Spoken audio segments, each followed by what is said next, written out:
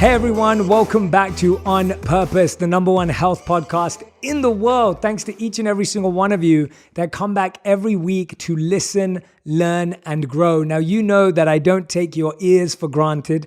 I'm grateful that you take out so much time out of your days to listen and learn, whether you're walking your dog or you're at the gym or whether you're driving to and from work or wherever you are right now.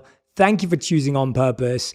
And this is a conversation that I have been excited to have for a very long time. Today, I'm speaking to none other than Reid Hoffman. Now, Reid is an accomplished entrepreneur, and that is an understatement. He's an investor. He has played an integral role in building many of today's leading consumer technology businesses.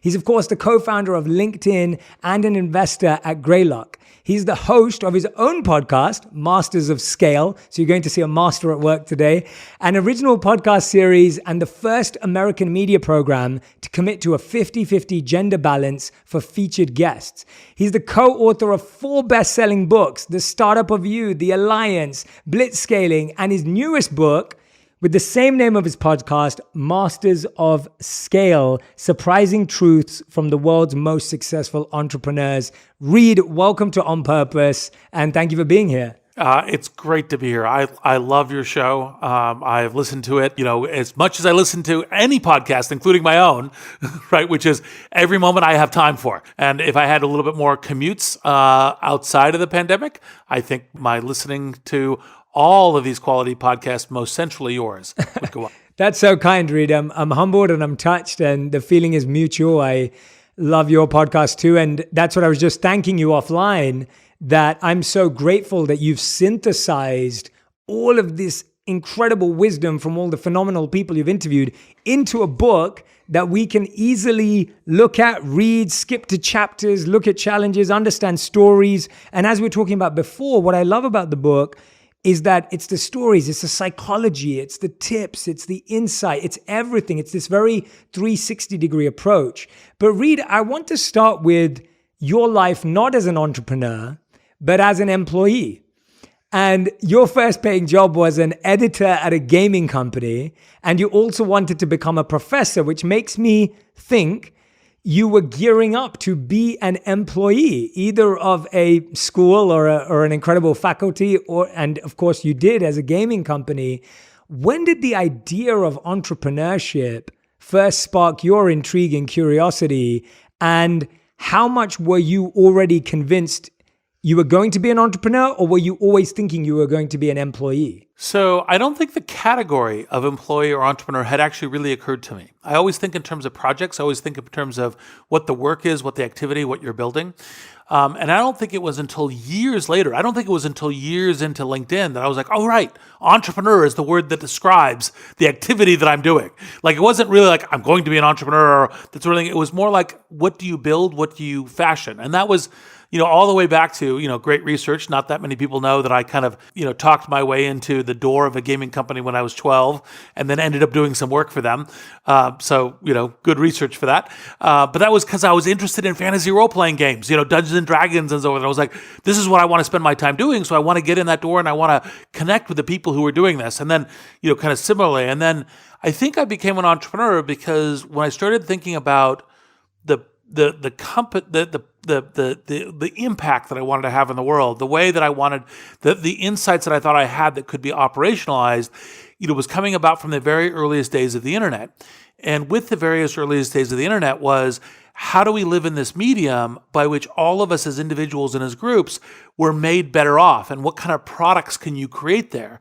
And when I looked at kind of like what were the things I could possibly join, none of them had that kind of shape of what I wanted to create. And so that made me an entrepreneur. And I wasn't reluctant, but I was completely focused on, this is the future that I want to build. And so, that more naturally aligns with entrepreneurship. What I love about that, Reid, is that not having these buckets almost of thought of saying, I have to choose, actually helped you find the right path. And I think often we put these very binary black and white choices in front of people and we say, well, do you want to work for someone or do you want to be an entrepreneur? And in one sense, they're both the wrong questions. It seems like the right question is, as you said, is to be project focused, is to thinking about what you actually want to do or what you want to build, and which home allows you to build that more successfully, which I think is a brilliant insight. So I really appreciate that. I wanted to understand, though, when you started your first company, Social Net, could you share with us the mistakes that you made and which mistakes you don't want our audience to avoid? I think often the question is, well, Reid, like, what mistakes should I avoid when I start a company? I want to ask you the opposite question. What mistakes were just so integral that you had to make when you started your first company that you would want other people to have? It is a absolutely great question. And one of the kind of, I think one thing you learn about business and entrepreneurship is aphorisms. And I think one of the aphorisms that's apropos here is I never learned so much except for maybe between the ages of 2 and 3 when I jumped off the cliff from my first company. And people obviously, and by the way, I normally advertise, here's the landmine you avoid, here's the so forth. But your question is also a really great one. I would tend to say the mistakes that I made that I think that are integral to being successful in entrepreneurship. One is jumping off the cliff, a bias to action. If you think about it in a clear-headed way, there's all kinds of things you don't know before you start a company. I didn't really know. I could never started a company before, didn't know about financing, didn't know about what your initial hires would be, didn't know how to scope a project for the first product release, didn't know which things were kind of the classic mistakes. Now that I think I could have done a little bit more research on, and probably would have been like my advice to my younger self would be call a few people, and kind of avoid the obvious mistakes so you make the unobvious mistakes. But I think the predisposition to kind of jumping off the cliff and going was, I think, one of the things that was a central, you'd say it's like embodies a whole bunch of mistakes. But you have to make those mistakes and you have to know that you're making them. It's almost like, boy, I know I'm going to get into a bunch of fender scrapes and I'm going to bounce off the side of the highway and that kind of thing. But that's the only path forward. So here we go. And hit the accelerator. Yes, I love that answer. I think that's such a great one because I think you're so right that if you actually think coherently and in an organized way, you wouldn't do what 99% of entrepreneurs have had to do.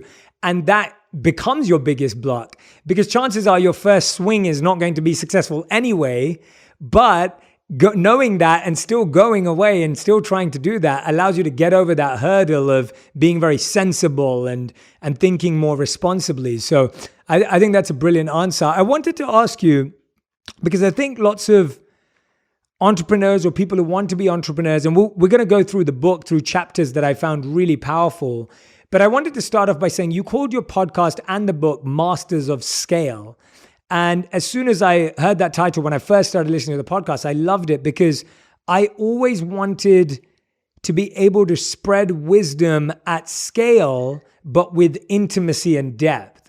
And that was always my fascination of how could you spread something that was for everyone, but speak to one person and really feel like you're connected to one person. What is the difference between scaling and growing a business and how you define what a master of scale is?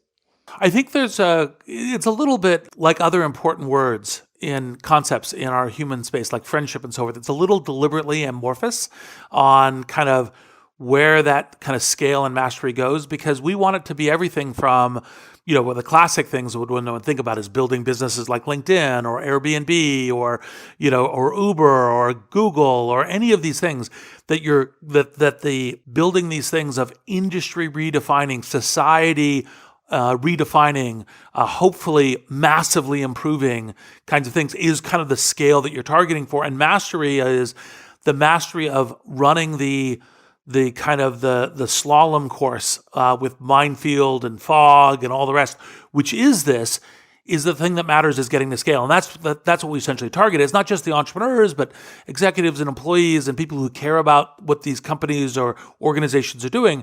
But we also hope that the tools will apply in a wide variety of other things. So you could say, well, I think the only way of solving climate change is scale technology, but also the only way of improving human society is scale wisdom. So how would you take these tools and make them available across the entire set to think about, how do we remake ourselves and our societies, at the global or at the, transnational scale. Yes, absolutely. And I love that differentiation because just like the word entrepreneur, I remember I was speaking to a really good friend of mine who founded ClassPass, Payal Kadakia, and I believe she's been on your show actually. And yes, and I remember speaking to her about that. She was, she's also a very big fan of the show too. And she was talking about her definition of an entrepreneur is someone who tries to solve a problem, right? Not someone who starts a business. And she was saying, you could be selling X or Y or Z on the internet and call it a business and call yourself an entrepreneur. But she was saying that entrepreneurs are really trying to solve a problem. They're addicted and obsessed with that. And I think just like that, as you're defining the difference between growth and scale, that differentiation is important for us as we start to build our journey or careers. Now, in chapter 1, you're talking about getting... Oh, sorry, yes. No, let me just add one thing to Payal's excellent definition, and her episode was great. I recommend it to everyone. She was one of the people I have the delight to meet through doing a podcast. One of the awesome things about us doing these podcasts is a chance to meet other really interesting people. An entrepreneur is a person who's solving a problem, but in particular, she or he is solving a problem where she doesn't yet have either all the resources or the knowledge or all of the tool set in order to do it. So you have to actually, in fact, if you were to say, do I have everything laid out in front of me in order to solve that problem? Unlike, for example, I could say for a piece of woodworking, like I'm going to make, a bed frame. Do I have everything out in front of me? The answer is, as an entrepreneur, you don't, and you may not even yet know how. And that's one of the key things about the entrepreneurial journey. I love that addition as well. Yes, building your bed frame from an IKEA box does not count. It's all laid out for you. I absolutely love that. Chapter 1 in the book, and I always like to give people a little bit of a taste when we're talking about a book, because my genuine hope for everyone who's listening and watching, wherever you are, is that you go and grab a copy of this book. It's going to be my new book that I recommend to each and every single person who comes to me and says, Jay, I have an idea. I don't know what to do with it. I don't know where to start. How do I go about it? This is the book that I'm going to give them. Or even if you say, Jay, I don't have an idea. I'm a bit curious about all of this. All my friends are becoming entrepreneurs. I see it all over the world. How do I do that? This is the book I'm going to be giving to people. So I love to give people a taste. Now, in chapter 1, you talk about getting to know. And accepting rejection and hearing no's can be really draining and really difficult, especially when we've been trained to expect and want a yes. Now you mentioned in the book the contrarian principle, and this is also one of the principles you mentioned in your other book, Blitzscaling. So I wanted you to actually describe that principle to us and talk about how do we get used to hearing no, and what is that no really asking us to do? So the contrarian principle is, in order to achieve something bold, different, of scale, frequently, if it's an idea that lots and lots of people have had, it's much harder to get there, whether as an entrepreneur or an investor. And so you generally want to choose an idea, choose a path, choose a product, a service, whatever, which is contrarian, but right. It's very easy, of course, to be contrarian and wrong, because there are many, there's many foolish things to do in the world.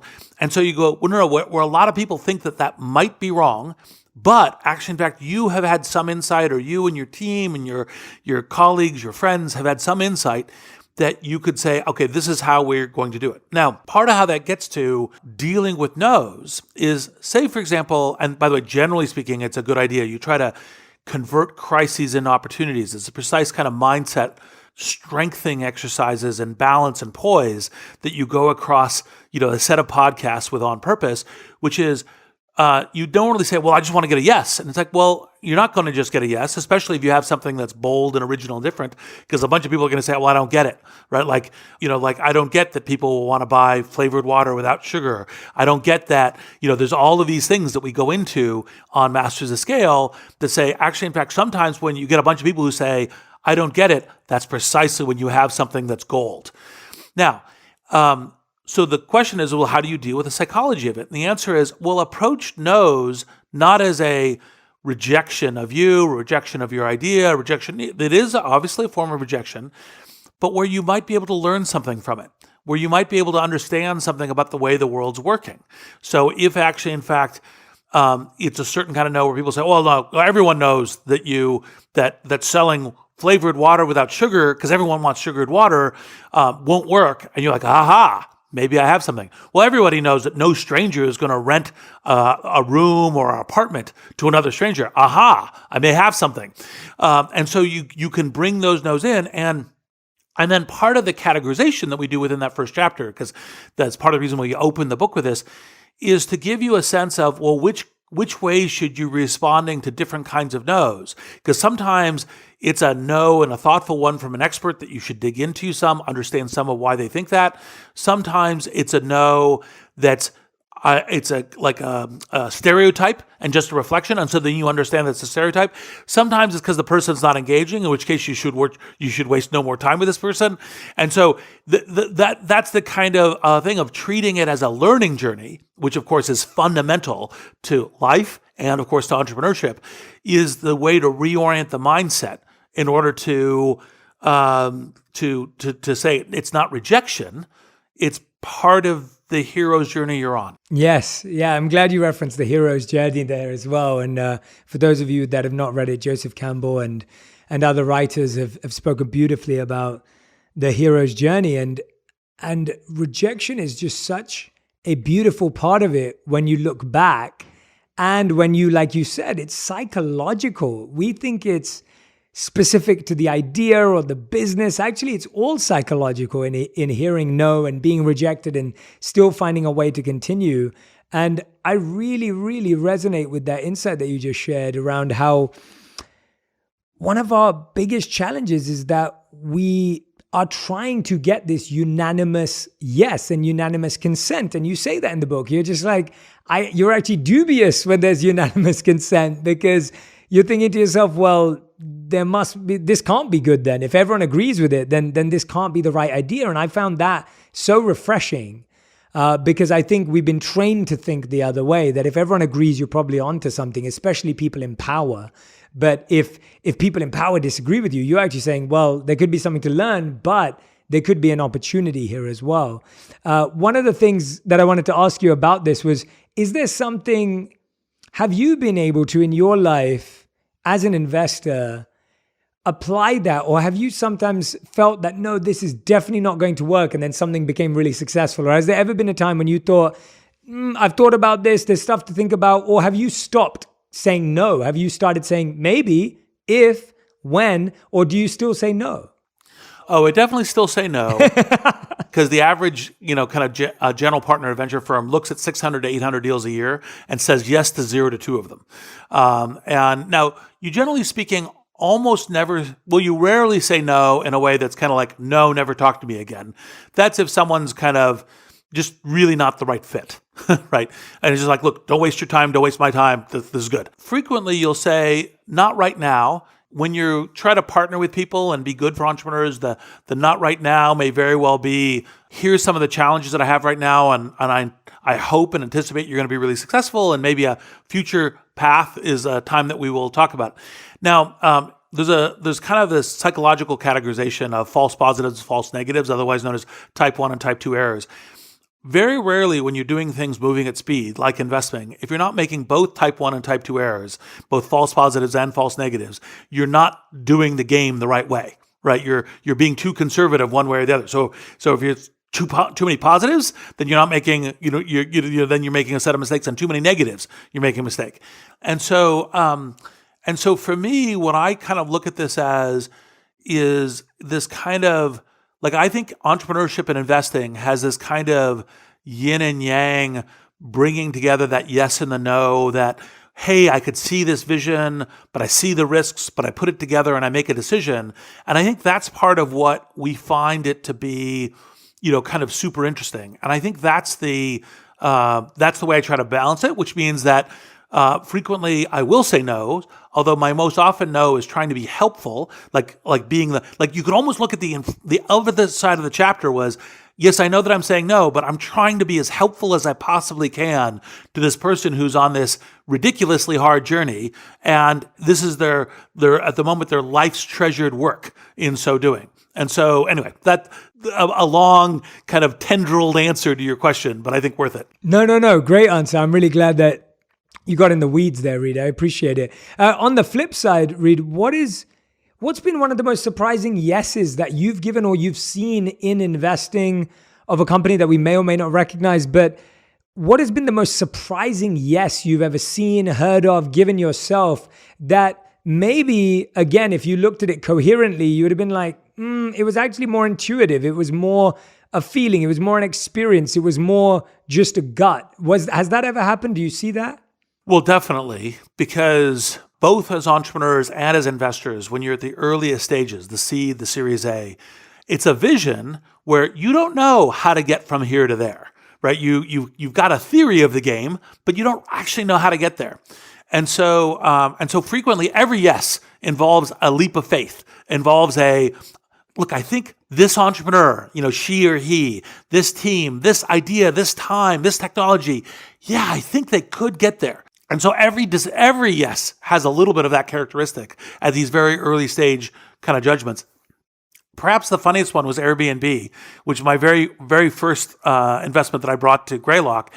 And I was at Greylock because David Z, who was my partner at Greylock, was my most valuable board member at LinkedIn, kind of like convinced me to come join Greylock. And I was like, oh, great. And they have a great culture of partnering with entrepreneurs and feeling like you're the invited partner versus, the big man on campus as kind of a way of collaborating with entrepreneurs.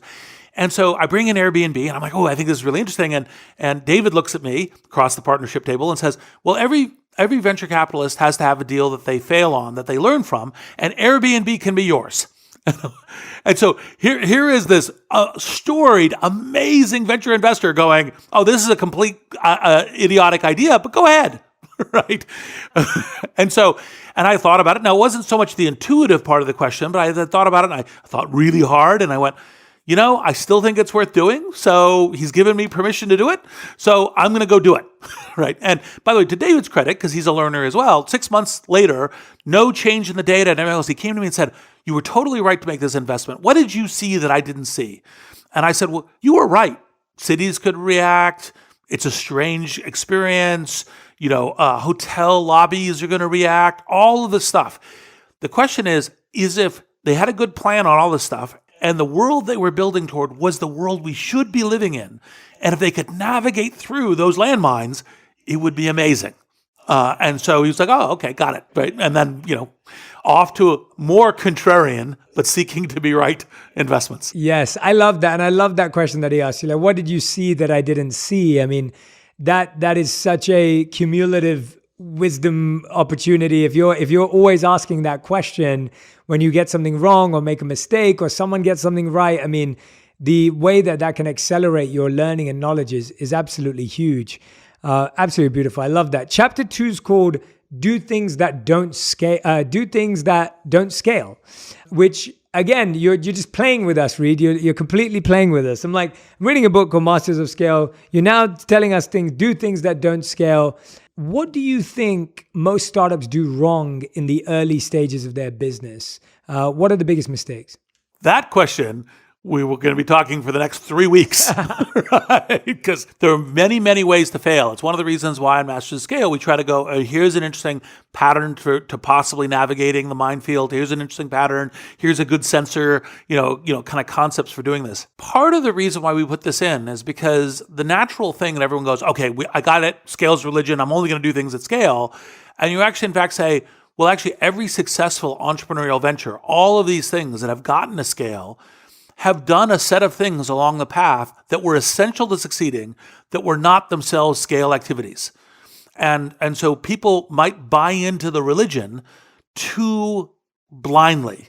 And you actually say, look, I know that I only succeed when I really get to the scale, whether it's the business or climate change or wisdom. But if I don't do some things that are kind of experimenting with product market fit, taking some experiment and innovation, whether it's an organization or go to market, the organization of how you run or go to market. If I'm not doing some of that, I may miss that critical path that unlocks the journey to magic at scale, the journey to how this really works in transforming the world and society we're living in. And so there's a whole set of different kinds of techniques where you go, well, that won't scale, so we're never going to do it. It's like, well, look, if you think it's really important, experiment with it, see what's doable, and then you go, wow, it's really important. Okay, so what version of this might I be able to scale? And that's essentially the through line through the chapter, which of course opens with, Brian Chesky and Airbnb again. Yes, absolutely. Yeah, no, I think that again is a really significant note, because it's so easy to just get lost in the numbers. And I really feel that it's even with the work I do, I found that ultimately, can you help one person have an incredible experience? And when you can do that for one person, you get trusted to do it with 10, and then 1,000, and then 100,000, and then 1,000,000 and 1,billion, whatever it may be. It's the idea of I really feel like being able to give one person a unique experience, and you just learn so much about that. And you learn I know that any founders that I know, they say, they spend all their time looking at customer service in the beginning to try and figure out what part of the journey were people not truly feeling was working or was flowing for them. There's such a attention to detail there, which is often ignored when it's like, oh, we've got this many sales already. Could you give any examples? And again, you don't need to name names, Reid, of any companies that actually started off right, but maybe didn't apply some of this wisdom, and you saw them fall off. And again, I'm not trying to point fingers or name names. I'm trying to understand more that. Have you seen that where it looks like everything's going great, but then there's something that isn't external but internal that breaks down? Well, there's a number. And to some degree, any of the ones that were super hot once upon a time and then went away, Webvan, or kind of All Advantage, or an early search engines, Excite, or kind of Excited Home. There's all of these things that said, look, something broke along that path to scale. There's also ones that also failed to get to scale. There are those patterns as well. And so it's a whole set of things where, part of the journey of scaling is the problem changes. Like we opened with a discussion of entrepreneurs or problem solvers. Too often, one of the things that happens when you're problem solvers is, oh, I solved this version of the problem, and so I've got the tool, that's the hammer, I'm going to keep doing it. And the scale journeys involve, and that's why we have another chapter, Learn to Unlearn, is changing the tool setup, and the path that got you here is not necessarily the path that will get you there. And so sometimes you have to say, well, that really helped us launch our product, but the scale model is actually, in fact, doing deep embedded into SEO and Google, or the scale model is moving to telesales and an enterprise model to bring to my product. For example, one of the things that was not anticipated at LinkedIn is we thought for the first X years it would all be individuals only, and we thought individuals would expense their recruiting or their sales or their problem solving to the company. But we found that the companies started knocking at our door almost before we'd launched our subscription product, going, well, we want an enterprise product. It was like, oh, and by the way, this is kind of classic entrepreneurship. Is we went, okay, so we listened. We said, well, that's different than our plan. How do we measure this? How do we have a bias to speed, action, and learning? And we said, okay, well, let's create a PowerPoint deck that describes a product, by the way, at this moment is totally fictional. We literally sat around for a weekend and said, the product could look like this. So let's mock it up, create a PowerPoint deck, and then go out and say, well, this is the product we're working on. What do you think about it? Would you buy it? Right? And the first salespeople were very entrepreneurial. They're not the same as the scale success salespeople that LinkedIn has now. But those where they came back and they said, well, we got some weird feedback on this one. We should change that. But this is the product we think that a bunch of people will initially buy. And so then we went and built it. Wow. And that's kind of classic for these kind of entrepreneurial journeys. Yeah, I love that. It's always, I find that in all successful entrepreneurial journeys, you see this pivot, you see this moment where you're now creating something that wasn't the plan, it wasn't the business model, it wasn't the way you thought you were going to get to success or scale or speed. Rarely comes from something internally as well, right? It comes from how the customer's using it, playing with it, who's asking the right questions. In chapter 3, Reid, you talk about the big idea. What is the big idea?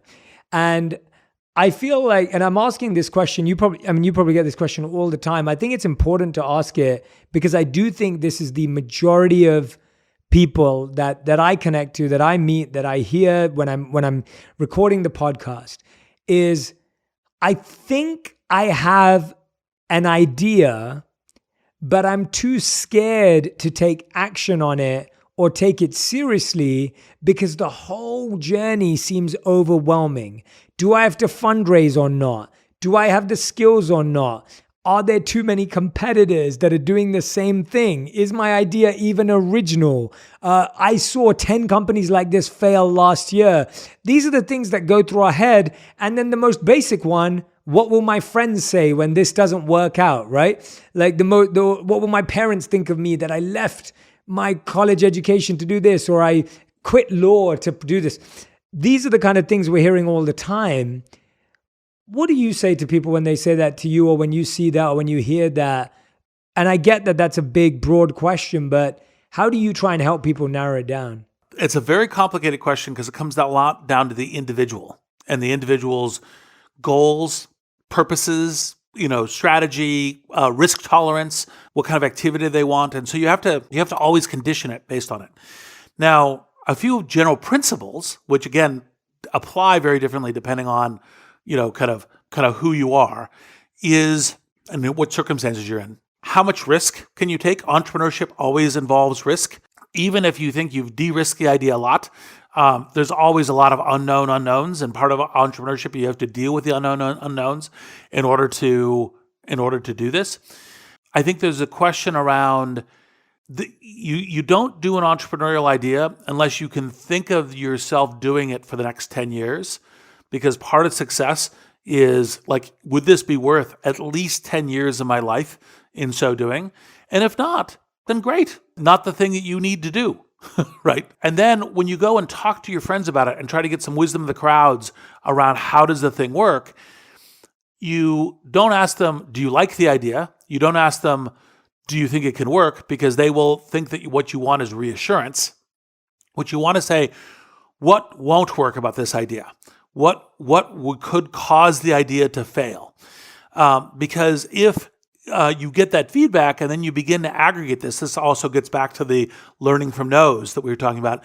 You aggregate that feedback, then you have a better chance at taking smart risks, including choosing whether or not to do it. Now, one last little kind of pro entrepreneurial tip for people who are daunted, which is, another thing that good entrepreneurs do is they kind of figure out how to experiment. So you say, well, I've got this idea. It's an idea for a new app. Maybe it's an idea for a mindfulness or wisdom app or something. You say, well, all right, but I'm really nervous about doing this. What could I do? Well, I could go buy some, I could go put up a web page, describe what it is, say, click on here if you're interested in this, and then buy some advertising against it, and then see what the click-throughs look like. And if the click-throughs look totally fantastic, then I was like, well, maybe, that's data. Maybe I should go do this. And because I've described it all else. And if the click-throughs look bad, then you can say, well, maybe I didn't do the experiment the right way, or maybe I shouldn't do this, right? And so there's ways to experiment with things. People too often get stuck in their mind when do and then reflect, think. Do, reflect, think, right? And be in that cycle on a relatively quick basis is central to solving these unknown problems. Yeah, I'm so glad you added that last piece. I feel like experimenting is one of the greatest assets and skill. And the best thing about experiments are they can be free or very cheap. They can be very quick to do. You don't have to build for a year or, waste time in your life. You could literally build it this weekend if you felt like it and tested something. And you get immediate feedback and response from people that are not connected to your family or your friends, or people that you feel, oh, well, they're saying it because they're connected, or they don't like it because I'm their friend and they know me and they want me to stay safe. And so I couldn't agree with you more that I remember when I first was starting what I was doing, I think experimenting even today has always been my favorite way of realizing whether I should do something or not. And I love it because anyone who's sitting there going, it costs too much, experimenting is free or cheap. Please remember that. It takes too long. No, it doesn't. This could literally happen this weekend. And, it's, well, who's going to use it anyway? You have no idea. That's the fun of it. And so I'm so happy you really emphasized that point at the end there, because there's no better way to see whether your idea actually has legs. And Oh, yes, please, Reid, go ahead. Yeah, let me add one thing to this, which is people always think experiment is out in the world. Sometimes the experiment's with yourself too. How does this make you feel? Do you feel stressed by it? Do you feel energized by it? That experimentation is also good. We have this presumption because we're in our own heads that we're the best experts of ourselves. And the answer is, of course, we have a depth of experience and all the rest. But actually, in fact, we have blind spots to ourselves. We have unknowns about ourselves. And experimenting is useful there too. Yes, for sure. I think that deep check-in with ourselves is potentially why, when we ignore that, it's why we're seeking approval and validation from outside, because we've not really sense-checked the experience with ourselves.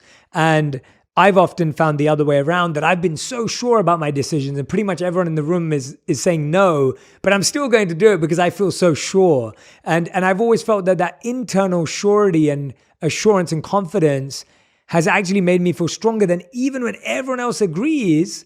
And it wasn't for the same reason as you said earlier. For me, when I'm in a room when everyone agrees, it feels uncomfortable if I am not sure. And I think often we're trying to make other people's assurances make up for our lack of assurance, but that actually never works and it never feels right. Whereas it's the other way around. Your assurance can make up for everyone's lack of assurance and push the idea through. I see you nodding and laughing, so I feel like, okay, I'm understanding. I'm getting this right.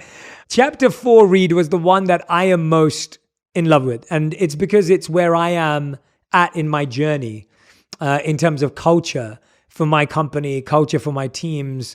You know, we've been fast growing for the last few years across my different ventures and different organizations. We have probably around 50 people now. It's not always people that I meet and see all the time. There's people working internationally. There's people working across time zones and in different areas of our company where I have chief operating officers and other individuals who manage them more on a day-to-day basis. And as someone who is also quote unquote, using industry language, not seeing myself this way, talent and CEO, it's an interesting position to be in. And it's something that I realized that I spent a lot of years trying to choose and figure out which one. And I only just feel this year I've kind of figured out how I want to balance the two. And so when your chapter 4 is dedicated to what you call the never-ending project, which is culture. And I believe I'm on a culture 2.0 for my work and what I'm trying to create. And you talk a lot about how your first employees in the company are important. And you say if your company is dominated by one type of person, your collective blind spots will add up to tunnel vision, and which I thought was fascinating. But the part of culture that I find most interesting is being able to sustain, continually inspire, and create a culture that people also want to be a part of. Now, recruitment, retention, and reward are all part of that puzzle. Let's go through each of them. Let's start with recruitment. What has been your favorite way of knowing you've made a good hire? What has been your favorite method, approach, tactic to hiring that has deeply helped, or one that you've seen through the podcast that you've been blown away by? So I think one of the really key things to do well is to not make hiring a solo journey for you as founder or CEO or for any manager or executive, but to rather make both the hiring decisioning at least moderately a group journey, not just because of buy-in in the group and all the rest, but even if you're like, look, I'm hiring a new VP of people. It's the beginning of an organization, but you're like, and that will report to the CEO, but I wouldn't just do it as only the CEO. So that's one part in the hiring. But then the next part gets really critical, which is make other people, make a group responsible for the onboarding. So that part of how a person comes up to speed quickly on the culture, begins to add to it, is not just the discussions that you have during the interviewing and reference checking and other kinds of things in the process, but also during the initial parts of the work. Because if you have that, then you have the whole, a proxy of the organization reaching out and helping with that onboarding.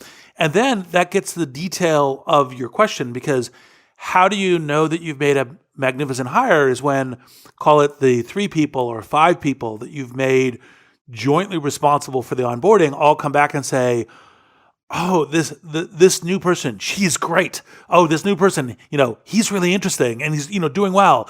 And so, because then you can say, I've got a lot of different touch points. And by the way, of course, one of the things is if you get 3 of them or 2 of them saying, hey, great, and the other 2 going, I don't know, you go, okay, well, what's the I don't know? Do I need to make an adjustment? That's not necessarily an adjustment of the person should be with the organization, but you want to do all of the stuff early, right? Because you usually, when you have this magnificent partnering between new employees and the organization they're working, it starts on a very strong foot.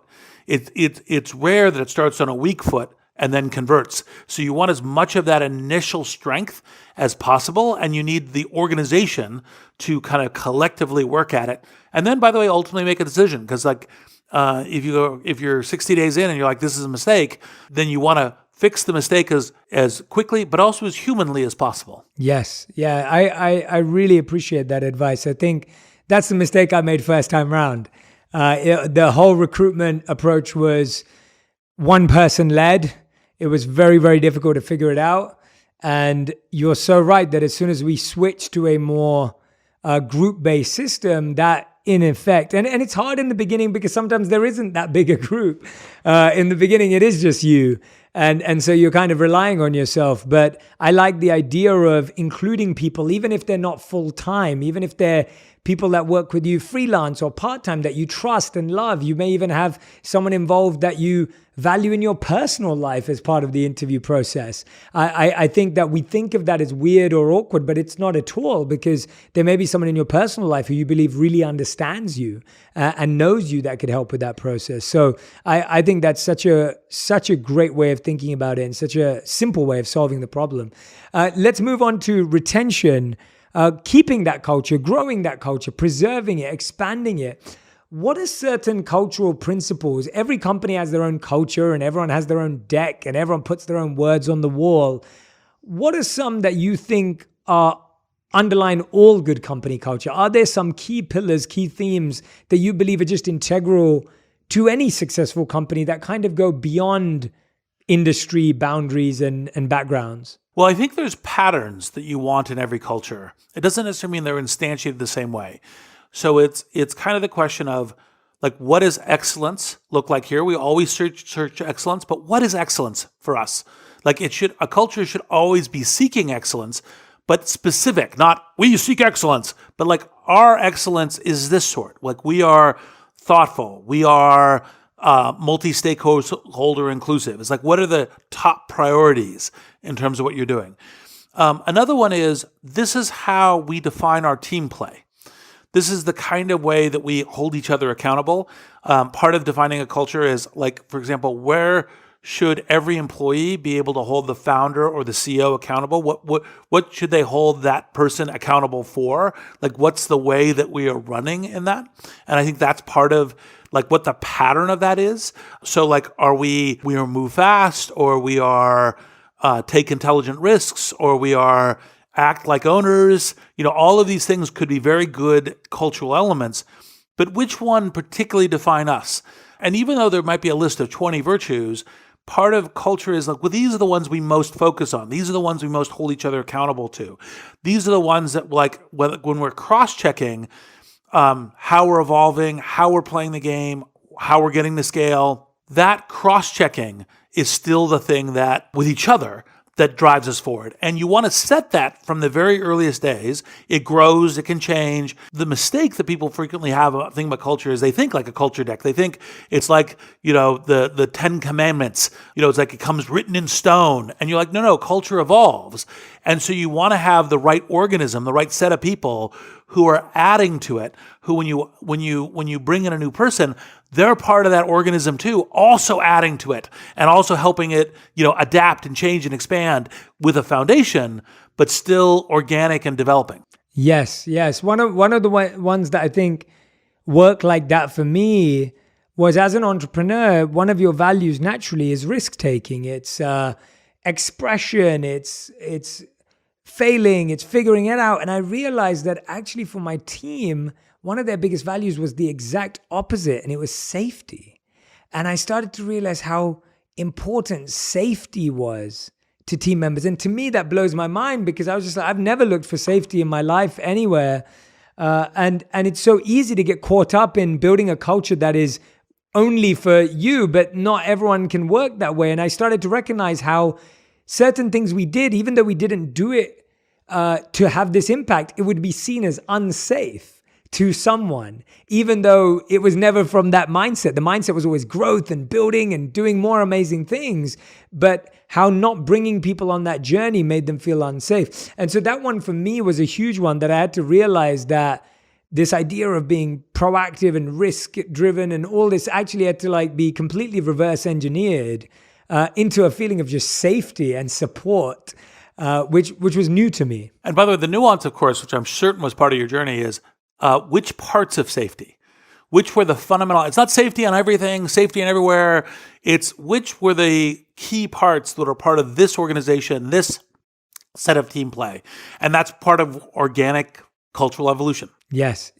No, and that's why, I think that nuance is so clear that we live at a time where everyone's just like, well, should I make a company that's risky or that's this? And it's so much more about embracing polarities than it is about choosing one or the other blanketly, because that doesn't work either. So no, I love that distinction and so important.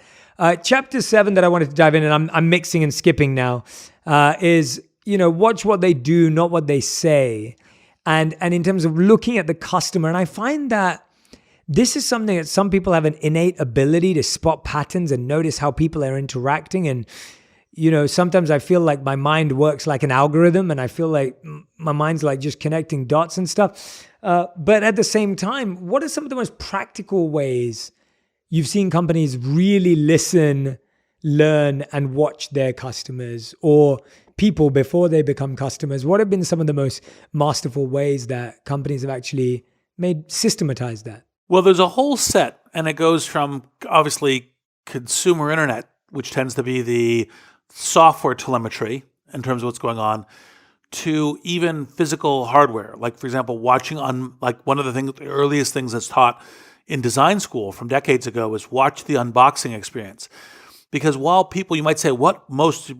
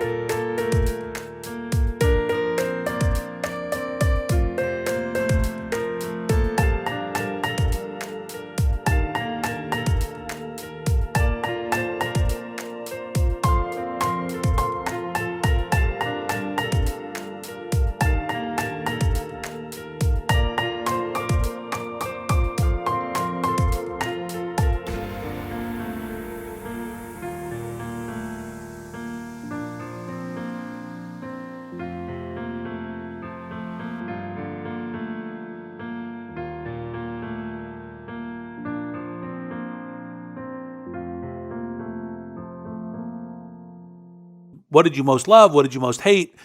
The person may not realize that the thing that caused them to start on the wrong foot was, like, for example, a weird unboxing experience. And so the general truth of the matter is you always want to spend a little bit of time kind of observing a kind of an unguided and unforced interaction with the product or service that you're trying to do. And sometimes you need a lot of time, sometimes you need a lot of people doing that, but you want to get some sense of it. Because if you don't have that sense, and some people, of course, are just totally natural at that intuition. This is among the brilliances of the Steve Jobs and so forth. But if you don't get that sense, then you could make some very fundamental bad assumptions, bad judgments. And too often, very, very few of us should totally prioritize, I am genius, I know the product.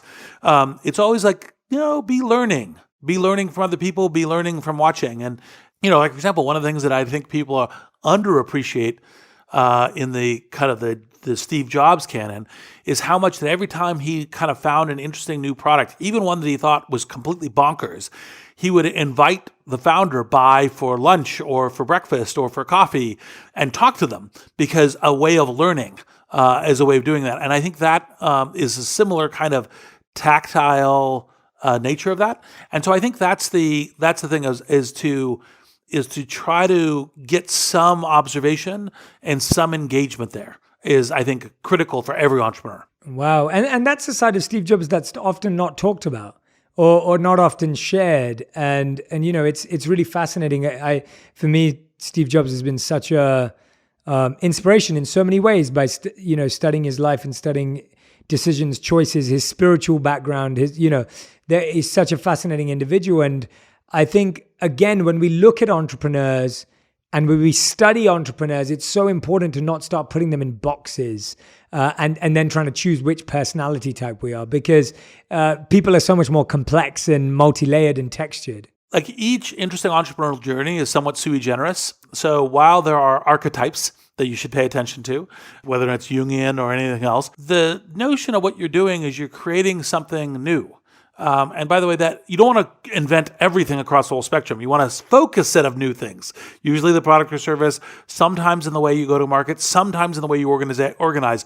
But one mistake that's kind of entertaining that entrepreneurs make is they invent new on everything. And actually, in fact, it is sui generis, it is unique, and then a specific subset of inventions are what's key.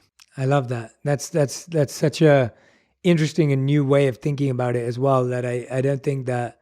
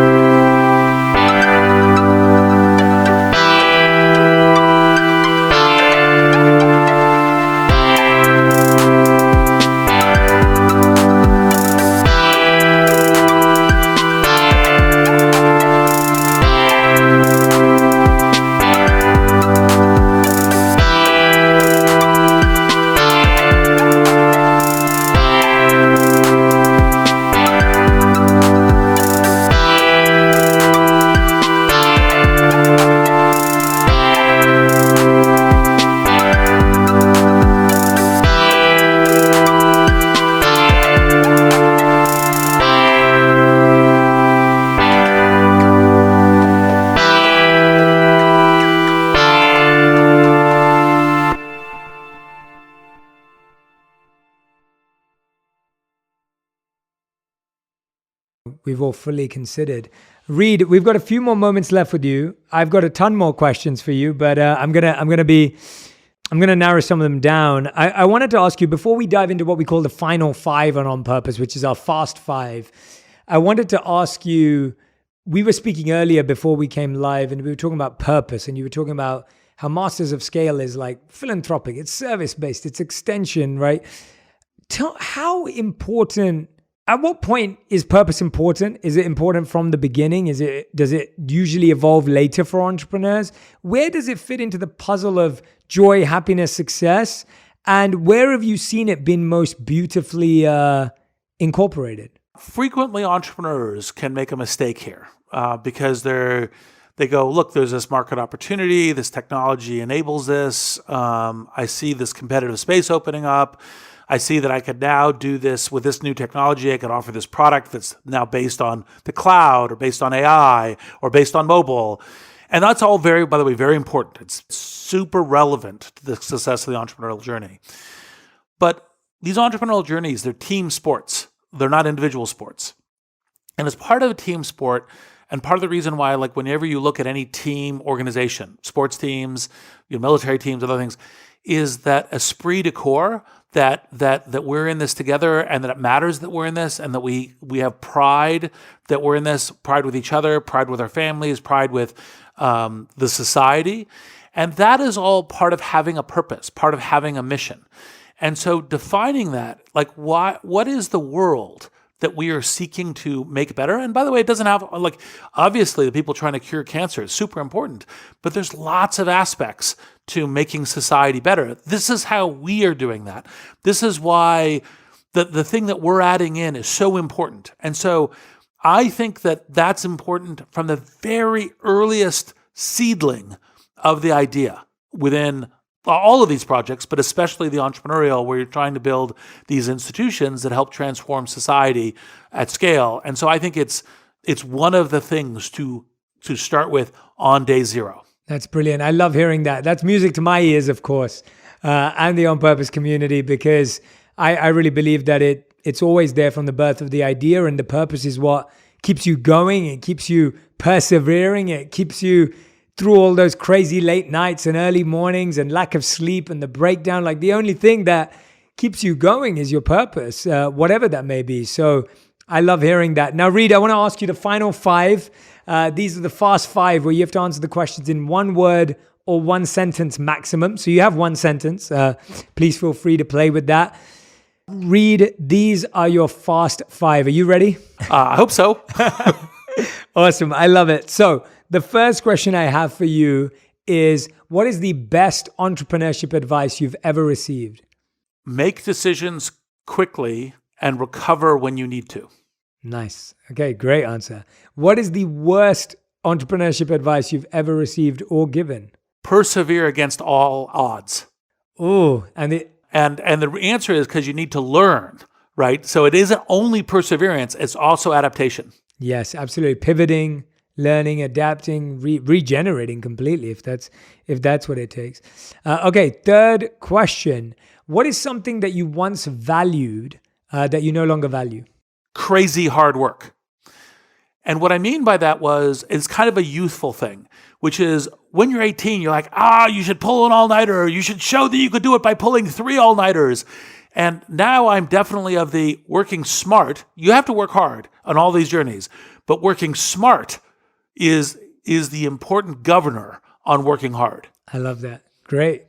Question number 4. What's a daily habit that you don't negotiate with, that you always do no matter what?